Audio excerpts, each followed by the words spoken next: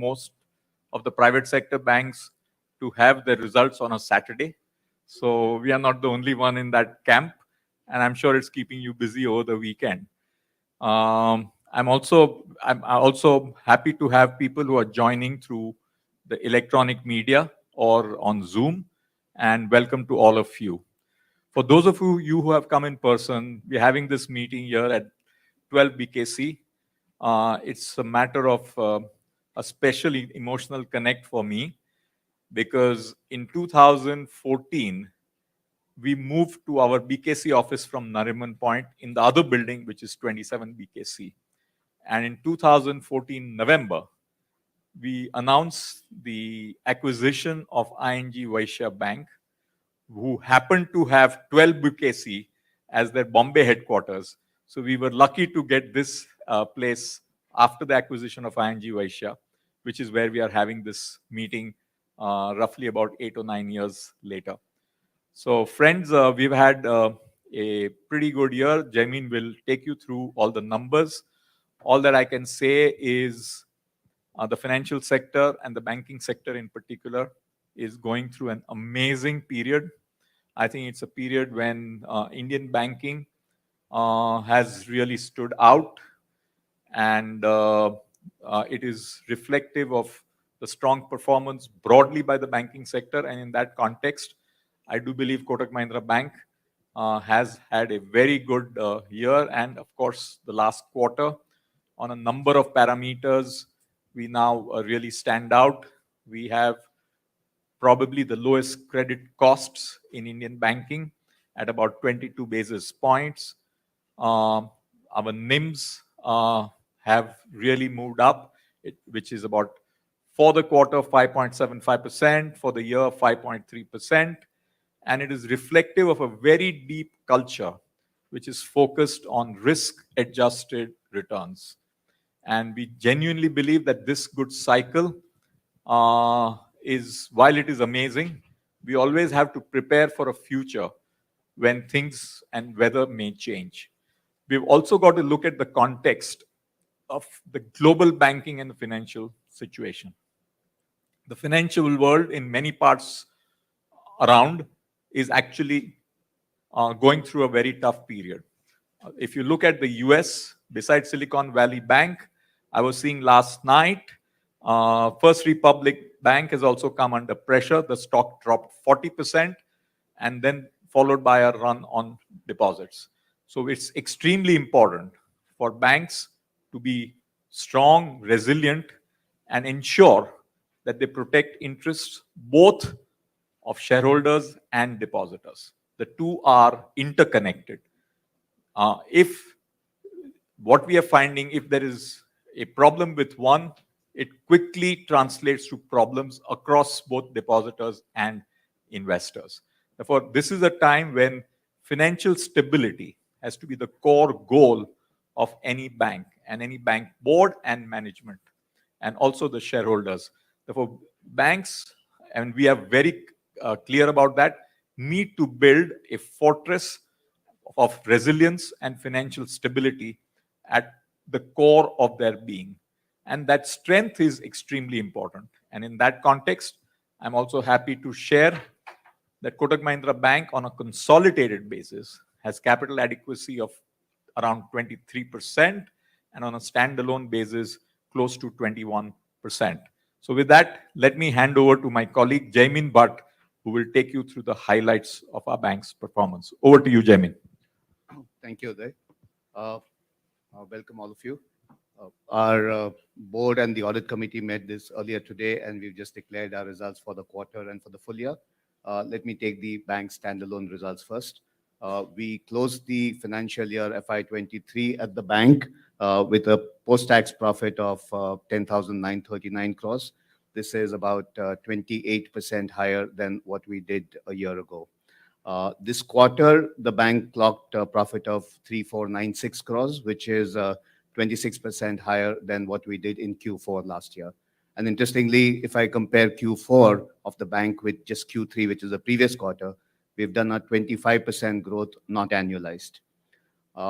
Our net interest income for Q4 is about 35% higher than what we did a year ago. And as Uday mentioned, we have recorded a net interest margin for this quarter at 575 and for the year at 533. We've also seen a 25% growth in our fees and services income on a year-on-year basis for the full year. This quarter, we got some benefit on our expenses. For example, on our employee costs, we got some reversal on retirement costs thanks to annuity rates. As also, if you look at our quarter numbers on non-employee operating expenses, we are lower than the previous quarter, as the previous one had a number of promotional expenses in the festive season. So net, our operating profit this time in quarter four is 39% higher than what we did in the previous year. And at the pre-tax level, we closed this quarter at 4,500 crores. We also have a small benefit on the tax side, where we got a reversal of provision which we had made earlier on account of a favorable appeal which went in our favor. Our asset book continues to remain clean. Our gross net performing asset has actually come down from over a year ago in absolute numbers, from 6,470 crores to 5,768. In terms of percentage, we are down from 2.34 to 1.78. At the net level, our NNPA now is at 0.37%. Our advances overall have grown 19% on a year-on-year basis, and we are now at 325,000 crores. We're tracking the unsecured retail book, which includes retail microfinance, and which is where now it stands at about 10% of our overall advances. Our Casa continues to be healthy, and now we are now at 53%. At the bank, capital adequacy, as they mentioned, 21.8%, which is against 22.7 last year. A bulk of this is pure equity, CET1 at 20.7%. At the bank, our ROA for this quarter ended with 3%. Overall, at the consolidated level, we ended with 14,925 crores, which is 23% higher than last year. And for the quarter, we ended with 4,566 crores. Apart from the bank, for the year, a big contributor was the life insurance entity, which brought in 1,053 crores as post-tax profit for shareholders, which compared with 425 crores a year ago. Life insurance, again, healthy solvency ratio. We are at 2.83 as against the statutory requirement of 1.5. We've seen a 17% jump in our embedded value in our life insurance entity, which is now the EV stands at about 12,500 crores. And our VNB margin at 38.8, which probably is the industry leading number. Thanks to the capital markets this year not being in great shape, our capital market subsidiaries, both Kotak Securities and the capital company, had lower profits than what we did in the previous year. Kotak Prime clocked 829 crores this year, slightly lower than last year, but that again is on account of some of the accounting changes, which we took some upfront cost in the current year compared to last year. The mutual fund entities, the domestic, both the AMC and the trustee, got another 555 crores as a contribution to our post-tax profits. We had acquired a microfinance company about 5-6 years ago, 2017 October. That's called BSS. BSS now brought us a post-tax profit of 297 crores this year, as against what it did 83 crores in the previous year. We also are asset managers across the various entities. We manage or advise assets, which now we grow to about 420,000 crores, about 10% higher than what we were doing a year ago. The notable change in the year has been our alternate asset piece, where we now have about 8 billion assets under management. Our ROA at the group level at 3.1 for the quarter, and at the group level, our LCR again continued to be healthy at 124% as we close the year. That's broadly the highlights of what we did this year. Many congratulations to the bank's board, the top management, and all at Kotak for such a wonderful performance. Now, before we get into the Q&A, I would request people who are at the in person to raise your hand. We'll get the mic to you. Ask two questions, introduce yourselves. And media friends who have joined over Zoom, what you can do is post your question on the chat, and one of my colleagues will read out the questions. Yes, friend, introduce yourself. Mike. Neha, mic, please.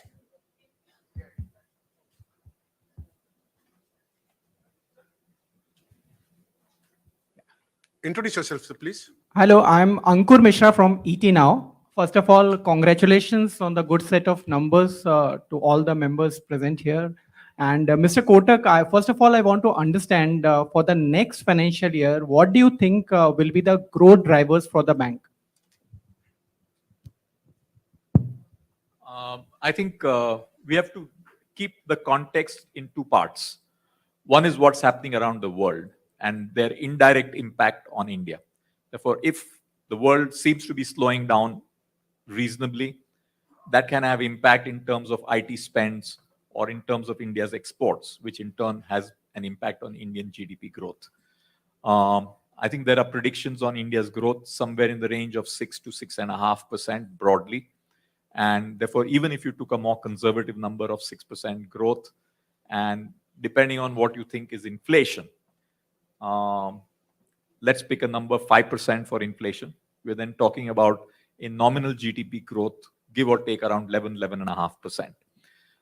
I believe we as a bank can grow at 1.5 to 2 times nominal GDP. And I'm just giving you this as a thumb rule. Therefore, if nominal GDP is, say, around 11%, 11 to 11.5%, we should be working in broadly this range, which is what I think is a sustainable basis for any bank to grow over a period of time. Of course, there are many areas where we think we are pushing the envelope and growing even probably faster than the rate of multiple to nominal GDP. If you take a multiple of 2, you come to one number. If you take a multiple of 1.5, you come to one number. And there are specific areas where we can even look at growing faster. So this is our broad outlook and something which I believe is sustainable over a long period of time. Uday, 1 second, friend. I have a relevant question here from Mohammed Harris, Newsweek 18. What steps Kotak Mahindra Bank is taking to keep keeping it safe and comfortable amid the US and European banking woes? I think financial stability and continuity is the core to banking. And we at Kotak Mahindra Bank are very committed to make sure that institution like Kotak has a life which is much more long-term. We think about, if you take some of the largest banks in the US, think about a JP Morgan, a bank which is created a few hundred years ago. But a JP Morgan bank today is one of the largest banks in the world. Therefore, one of the very important points, I think, for a bank is to build longevity and sustainability. And number one criteria for Kotak is risk-adjusted returns. And managing risk is the core to a bank. And that is the proof of resilience which Kotak has strongly got in its organizational and cultural DNA. Thanks. You can ask your second question, please. Another thing I wanted to ask was about corporate credit. How's the situation on ground, and especially about Kotak Bank that has been relatively muted? So how do you assess the situation currently, and what is your projection for the year ahead? I'll request my colleague Manian to answer that. So, you look at the corporate credit one, broadly speaking, we are still not seeing very strong capacity creation and therefore loan demand arising out of that. If you look at the RBI numbers as well, they are in very early single digit growth if you take away the NBFC part of it. So overall, the system, corporate credit growth is not very strong as of now. There are pockets where we are beginning to see some investment-led borrowings, but still on a secular basis, we are not seeing that happen. That is one. Second, from our point of view, we also see the right, uh, right risk return trade-offs are necessary to grow it in a particular way. And we are seeing some pressures on the pricing side, in the corporate side of the book. And we do a balancing act between the risk and return. And I would say, if you want to look at on a general basis, we have always stated that we are happy in reasonable times to grow it between 15 to 20% on an annual basis. Thank you. Saloni, we can come again. Yeah, please. Yeah. Please hand over the mic to Saloni, please. Yeah. So, sir, just want to take that point forward on pricing. Is pricing still an issue? I would say there is significant amount of irrational pricing in the market. Broadly speaking, we have seen triple B entities getting same rates as double A entities. Okay. So just wanted to get a sense on mortgage growth. So we've seen some banks which have sort of not shown spectacular growth on mortgage, but your bank has, shown quite strong growth. Going forward, because we've seen really high, spike on interest rates, is that number sustainable? If you look at the last quarter, you saw some amount of demand plateauing in the mortgages segment. Second, you also saw what Manian talked about in the corporate sector, a really sharp competition on rates, particularly in the month of March. I think from a demand perspective, there has been some plateauing, but the market is still very high. Two trends you're seeing. You're seeing that the demand for luxury, which is the middle and the higher segment, still growing. I think the lower end, to a certain extent, has got a little bit impacted by the rise in interest rates. So yes, there's a plateauing, but the size of the market on mortgages is still very large and enough for banks to grow depending upon their strategy on which segment they want to be and how they price the loans. Just one final question on unsecured. So is 10% a comfortable number? So you've talked about 15 in the past. You're saying 10% comfortable and then 15. Yeah, no, you have mentioned like 15 is also We're around comfortable. 10 now, and we've said we'd like to be around the mid-teens, really. So I think we'll go there. I think it's still looking good, yeah. And then you see there are a couple of things which have happened which give you that comfort.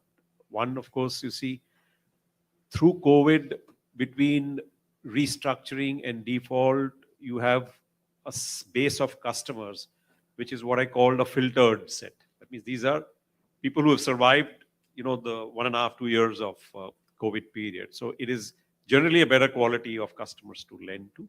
And B, in the last 2, 3 years, the level and the quality of data which is available is far, far, far superior, which through analytics, we are in a position to gain a lot more comfort about the ability to give an unsecured loan. So both these help really. Siddhi Naik from Reuters, please. Can one of you please help Siddhi? So my question was on NIMS. For the quarter, the NIMS are at 5.75%. Wanted to understand how sustainable is this number, and if you can guide any number for the coming quarters. It's like this, we have always been at a higher NIM. We have a larger proportion of the retail stuff. Also, if you look at this year, a lot of our book is linked to the external benchmark, which is largely repo. And to that extent, in the current year, in the year which has just ended, we've seen 6 rises of repo in the year. And every time the repo rises, you've been able to get benefit of that. So as long as that is done, you've now seen a pause in April. So to that extent, that NIM will be there. We would continue to have higher NIMs. But if you look at the sharpness with which the repo rates have gone up, even if it comes down, the sharpness is not likely to be with the same gradient. So you'll see elevated NIMs may not be at this level. So I don't really have a guidance for next year. But as we said, the full year number is 5.33. Overall, as we look at the next year, we should be somewhere around that 5 thereabouts number. Okay. So my second question was for Mr. Kotak on the reappointment. Congrats on that. Wanted to understand if there is any communication from the RBI regarding that. Has the bank sent out anything? Look, it's like this. What we have gone through is something which we clearly believe is in accordance with law and regulations. And we do believe that it is in the best interest of all the stakeholders of the bank. Okay. So no communication from the RBI as such? No? Okay, thanks. Yeah, please, Hamsin, introduce yourself. Hi, I'm I'm Hamsini. I work with the Hindu Business Line. I'll start with where Siddhi left. It's always nice to have you at the board, but you've also created a fabulous institution that stood the time of test of time. Would you have wanted to take a position outside the board? Would you have really wanted to step out of the bank?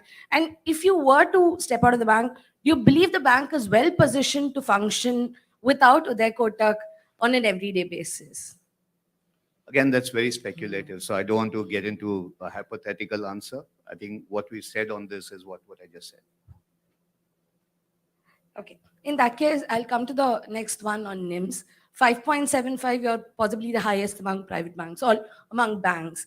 And we've all been expecting that NIMS will start reflecting the realities of deposit rates going up at some point in time. We were expecting that to happen somewhere in Q4. Now the commentary from most of the banks is that expect by Q2 this fiscal. Where would the position be at Kotak? As I mentioned, with the every rise in repo gave a benefit to all the lenders, and repo rates continue to rise as late as February. So now you've seen a pause in April. You'll see what we watch out for what happens in June and August. Yes, to that extent, the sharpness of the rise will stop at some stage. But when would your bulk of your deposit book get due for repricing? So it's a mix of how do you reprice the deposit as well as what you're growing on the asset side, the mix change. And to that extent, it will play out. So, which I said, 575 is a peak. I talked about the year at 533, and the sharpness of the rise last year, even if it drops, the drop is not likely to be anywhere as sharp. One last question, sir. You've seen a little bit of dip on your capital adequacy in terms of your tier one. There's been a little burn at the bank. And Mr. Kotak talked about how it's now time for banks to sort of be a little more cautious, shore up capital, and be ready for any contingency. Is that something that you're deliberating at this point? We are pretty strong on capital. I mean, even if you burnt capital, it is like less than 1% at a number of 22 plus. So the consumption of capital is much slower compared. On the other hand, we're actually generating profits, which is helping. So at this stage, with our capital adequacy, really no plans to look at any capital raise. Thank you. Mayur, please go ahead. Mayur Shetty from the Times of India. Question for Mr. Kotak. You spoke about maintaining the longevity of the bank, and you spoke about JP Morgan also. JP Morgan's reached where it is through a series of acquisitions and achieving scale. So do you think Kotak has reached that scale where it will no longer be an acquisition target and the name Kotak can live on? I think we believe that from our side, at consolidated capital adequacy of 23% and standalone are close to 21-22%. First of all, what's a comfortable level of capital in today's world and where most banks are? If you look at most banks in the world, where you think is a reasonable new norm for capital, I think it's somewhere around the mid-teens. And gone are the days when you had banks, you saw the global financial crisis and even pre-COVID periods, where banks used to be saying they had a lot of capital if they were in double digits. So the fundamental narrative of banking has moved towards higher capital buffers going forward. We are well above those capital buffers. Therefore, we are clear that we have the dry powder, the capital, to be able to look at more inorganic stuff. Therefore, we think that's where we have a potential to actually grow our balance sheet both organically and inorganically. So organic is a certain level of growth, and there is always an inorganic option which we keep on looking at. In the end of February, we announced Jamin Bhatt shared with you the wonderful results of BSS Microfinance. It's a company we bought in 2017. This year, BSS Microfinance profits are 297 crores post-tax. If I recollect right, we bought BSS Microfinance in 2017, the total company, at 138 crores. So we are very focused on value proposition and sustainable value proposition. We have just announced the acquisition end of February of a microfinance company with primary operations in UP called Sonata. It's undergoing all the approval processes. And we are clear that for the right acquisitions, we are ready to put money. And we want to grow deep India. We think Uttar Pradesh is a state which offers tremendous growth potential. For a country which is a population which is 80% of the United States of America, one state, is a huge opportunity if it really develops. And therefore, UP is something which we have identified as an area of growth and therefore gone ahead with Sonata as a potential acquisition. BSS Microfinance was actually with a significant operation in Bangalore, that is Karnataka and Tamil Nadu. Therefore, we are open to small acquisitions. We are not afraid of big acquisitions, considering the room in which we are sitting, which, as you know, is the largest acquisition in the private sector. Therefore, we are open and we continue to stay hungry. I wanted to assure you that. Thank you. So that you were cautious on the lending side a couple of years back on small businesses. I think if you look at pre-COVID, Indian economy was slowing down pretty sharply. And then, of course, COVID happened. So we always like to have a clarity in what's happening before we take the calls. But at this point of time, we are very comfortable with the way Indian economy and the stability of the Indian economy. And I think the reason for that is multiple. 1 year ago, we were all worried about the Russia-Ukraine shock. India has managed it beautifully. The geopolitics combined with economics. Economic outcome on oil is significantly better for us than what any of us would have wondered 1 year ago. So we got some things right. And that inspires confidence to continue down the growth path in a nation of 1.4 billion people and spreading of economic aspiration amongst large part of India's population. We want to be part of that growth across the customer value chain.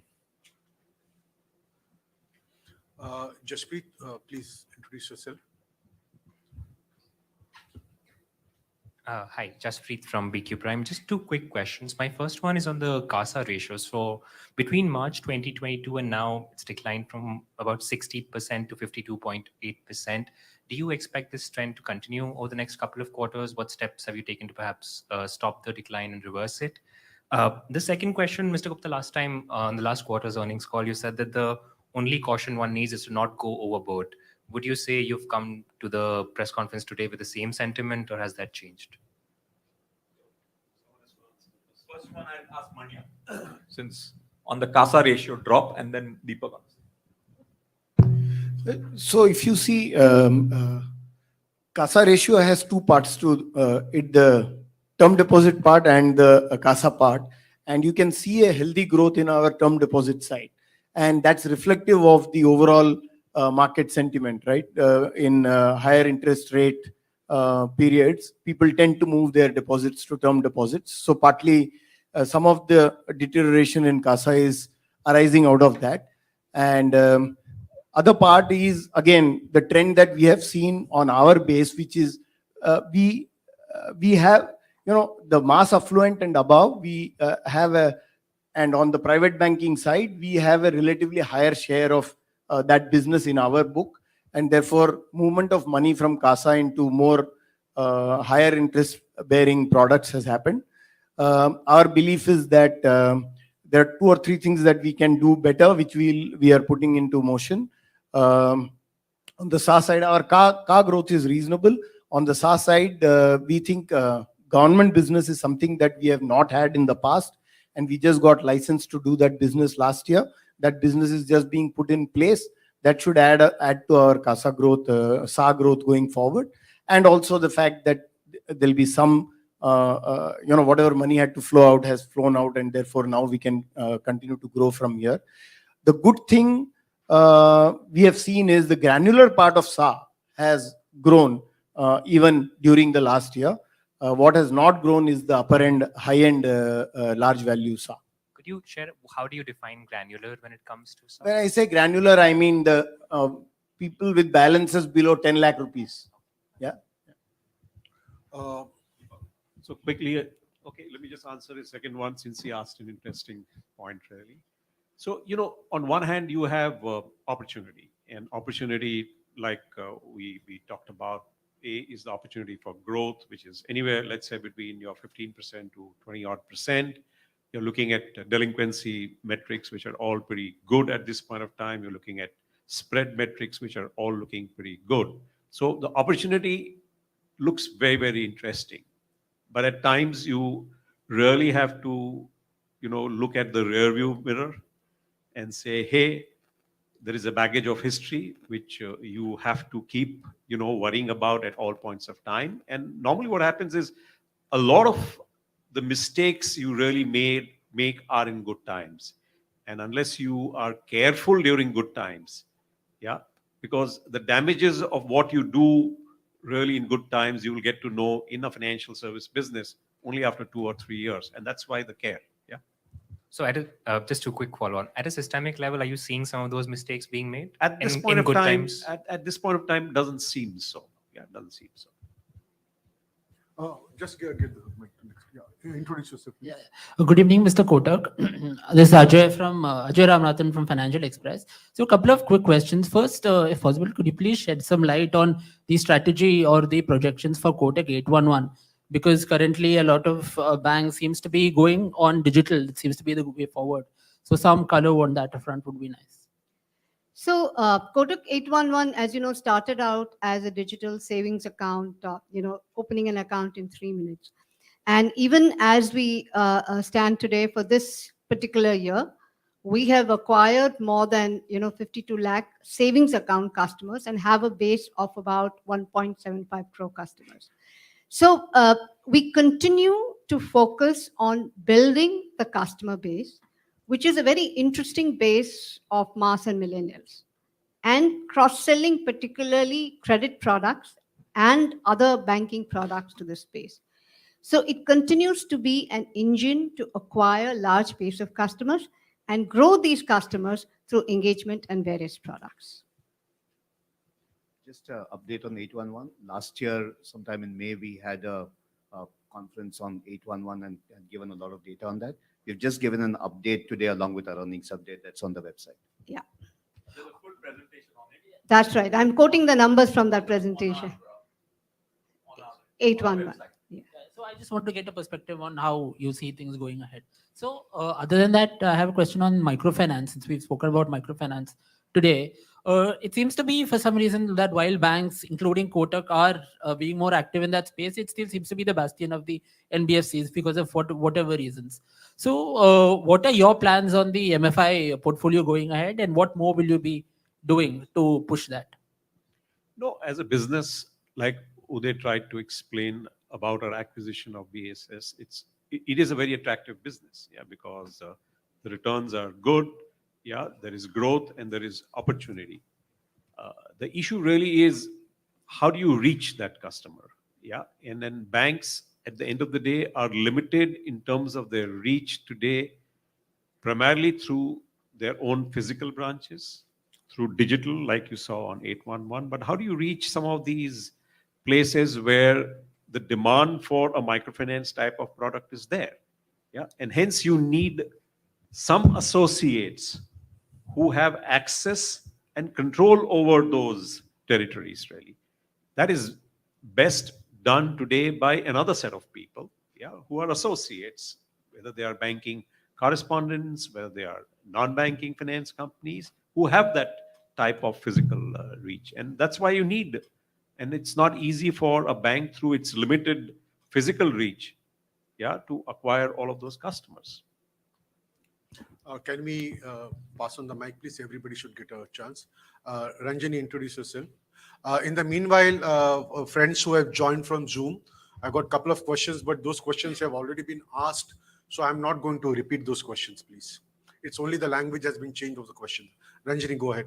Thank you. My name is Ranjani. I'd like to ask, you mentioned Can you, yeah. because of the markets, the capital and securities had seen a bit of a dip. How do you anticipate, what is the pipeline looking like for FY24? And can you give us, a sense of whether it's expected to be worse or better? Frankly, I'll ask Manian to answer it. I wish I knew. Okay, but I'll give Manian to answer it since it's something the tough questions I give my colleagues. Okay. No, so we have a long list of companies waiting to go to the market, but obviously some of these can't happen. Just now, we just closed Mankind Pharma issue 2 days back. Yesterday we closed it. So there are issues in the pipeline, but we will obviously need to see both the right price for our issuers and also the right book of demand that we can build. Just now, I think very, very high quality issues we will still bring from time to time to the market. Yeah, and when people think about our subsidiary business, they think about IPOs as a key revenue item, which is of course a fact. But over the last 1.5 years, what we have found is there is enough secondary market blocks that happen, and where lot of lock-ins go away, and people can trade those blocks. Financial institutions hold large chunk of shares in specific companies, and they get traded in the secondary market, and that has had a significant influence on the outcomes that you see this year. It has been a significant revenue stream this year we have been able to build. So in some sense, in our subsidiaries, we have been able to build a business that hedges complete volatility of the IPO business and lend it slightly more stable kind of a revenue profile. There's a question for Mr. Manian from Priti Singh, Bloomberg. Deal activity has been slow for this year, slow so far this year. What do you think will need to change for more deal activity for the rest of the year? So when you say deal activity, we are thinking about it in two parts, right? I think most people think of deal activity in terms of IPOs. Deal activity also is there in the M&A space. And in fact, we have had one of the best years last year on our M&A advisory side. So, again, M&A advisory is not 100% correlated with the IPO markets, right?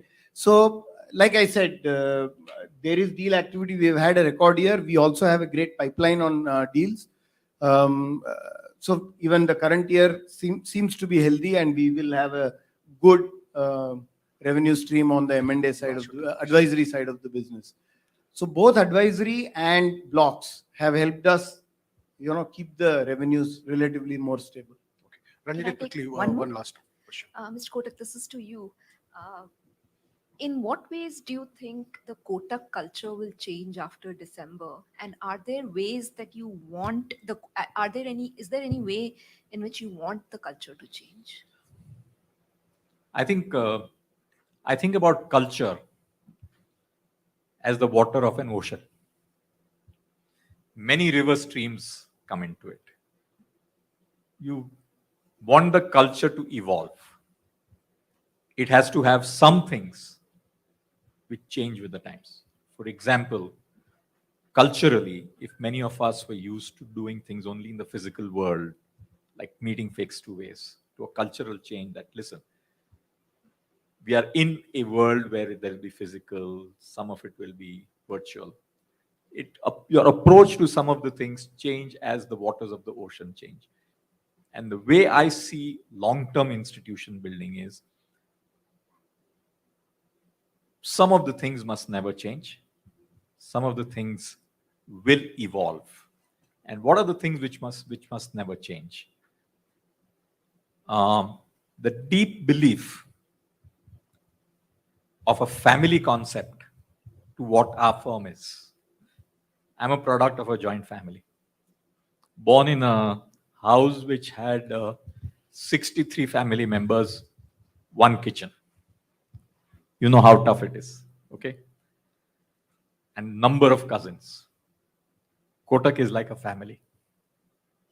That should not change. Thank you, Uday. Before Ashish asks a question, I got a question from Navya Menon, ET. Is Kotak Mahindra Bank looking at branch expansion in the coming year? Many other private banks have expanded their branches and have been vocal about increasing them in the coming year. What's Kotak's stance on this? And will RU, SU areas be a target market going ahead? If you look at Kotak also, we have been every year rolling out branches where we think that there is a need and where there is a market or a density issue. What has changed in the last few years is that you may need to be everywhere, but you may not need the density that you want.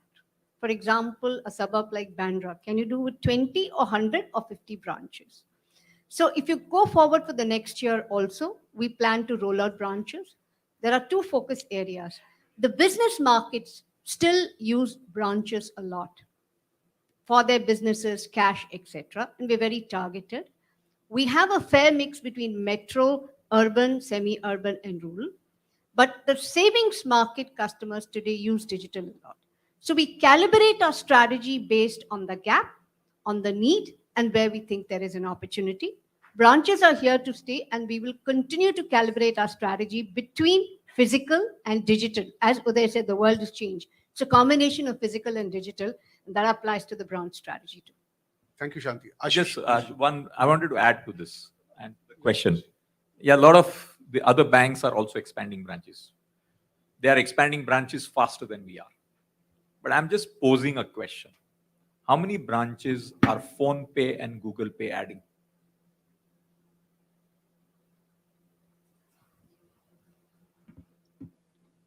Very interesting perspective. Ashish? Yeah, so Ashish from PTI. So you spoke about the importance of financial stability in such times and how banks have to really keep that in mind. Any no-go areas, like not necessarily cautious, but generally that, okay, something which would be better avoided sort of areas on the lending side? I'll assure you one thing. We will not put our current and savings account deposits or even term deposits in mortgage-backed securities of 15 and 20-year maturity. I assure you that. Okay. I also assure you that recognition of reality is the key cornerstone for a financial institution. What do I mean by that? If there is bad news, please take it through your P&L and keep your balance sheet squeaky clean. Never carry any rubbish under the guise of, oh, I want to show better results than what I am. I am also of the belief that too much of shoving in to so-called HTM securities is not a great idea. And I therefore commend the RBI compared to what we have seen in the Western markets of allowing disproportionate head to maturity, not mark to market book, compared to limitations which RBI has put on HTM in India. I think it's a great plus. And I cannot believe, and I'm now moving from US to Europe, I cannot believe that if there is a problem festering for years together. Countries and regions which lay down financial sector guidelines for the world, not taking care of their own backyard. And I think bottom line is, for true financial stability, a banking institution, something I said long back, there are three human qualities which are critical. First is simplicity. Simple products, simple to understand for the customers. Therefore, human quality of simplicity. Second is prudence. What doesn't make sense, don't do it. Many professionals in the financial sector I've known may not themselves understand the product which they are selling, but they'll still go ahead and do it. Keep prudence. It's better to be stupid now than sorry later. I don't understand it. Therefore, let us be prudent. And the third, which I think is the most important point in financial services, is bankers are not masters of the universe. Be humble, humility. Therefore, combination of simplicity, prudence, and humility is what will protect financial institutions. And whenever you falter from that, you will walk into trouble, which you do not see when you're getting into. So just a quick short question. I have one question. Yes, sir. Mr. Gupta spoke about the system generally avoiding looking back into the rearview mirror and avoiding any sort of risks building up right now. But then, sir, how do we reconcile that with something like irrational sort of pricing, which is happening, wherein triple B rated borrowers are getting rates, getting loans at AA rated ones? No, but that is also a type of irrationality, yeah, and it does create problem. Because in your aim to grow faster, show a quick delta movement quarter on quarter, you might do that. But ultimately, it starts reflecting in your bottom line at some point or the other, really. So yes, it is part of looking in the rearview mirror. Yeah. I'll give a cricketing terminology. Banking is not last 5 overs of IPL, okay, where you have to hit at everything. Okay. Therefore, if a ball is tricky outside the off stump, the art of leaving it alone is as important as hitting a square cut. Brilliant. One last question, and before that, friends on Zoom, I'm not going to repeat the questions in different words on the RBI thing, because same questions will popping again and again. On the inorganic growth, Ritu Singh has asked a question. What value does Kotak Mahindra Bank see in a potential acquisition of IDBI Bank? What are the synergies such an acquisition will bring? I think it's not proper for me to talk with reference to any specific bank. I think our template is pretty clear. We see value in customers. And if we believe we are getting customers at fair value and sticky customers, we will look at all acquisition opportunities. And we want to see the culture of the firm, how well it can be integrated into Kotak.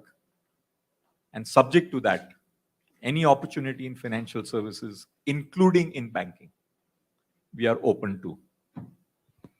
Thank you so much. One last question, because they really... Yes, one last one. Okay, to one each. I have a quick question. I'm Anshika from the Hindu. Sorry? Can you, we are not clear, please. Hello, I'm Anshika from the Hindu Business Line. One quick question. You mentioned 15-20% growth for corporate credit. How much would be the growth you're looking at in the retail portfolio, both secured and unsecured? As Jamin said, we are not giving forward guidance. But in general, our retail and commercial banking growth has been faster. And as a question was asked by Saloni here, we are currently at unsecured retail just below 10% or around 10%. We have given a guidance that we want to go to relative share in the book at to close to mid-teens over the next couple of years. So by very nature, if you translate this into mathematics, it would translate to faster retail and commercial banking growth. Okay.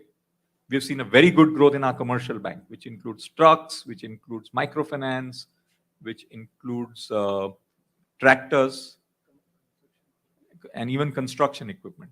Therefore, overall retail and commercial is growing well. That does not mean we will not grow corporate. We will grow corporate, but we are very focused on risk-adjusted return on capital. Thank you. One really last question. Please go ahead. Hi, sir. This is Subhana Sheikh from Informers Media. I wanted to ask that your other income has grown around 30% on year. Could you throw some light on that? And another question for Uday, sir. On the reappointment, sir, for how long would you want to, extend your tenure at the board? Both questions, Mr. Bhatt will answer. Both.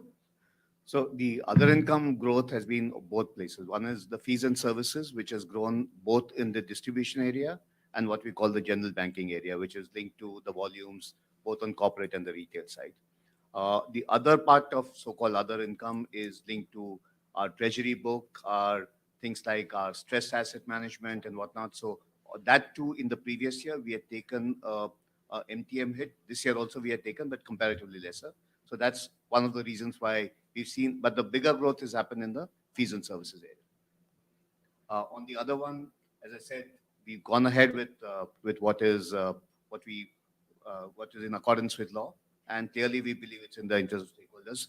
And technically, there is a limitation which we can get into. Thank you so much, sirs. Again, congratulations for excellent performance. And friends from media, please join us for high tea.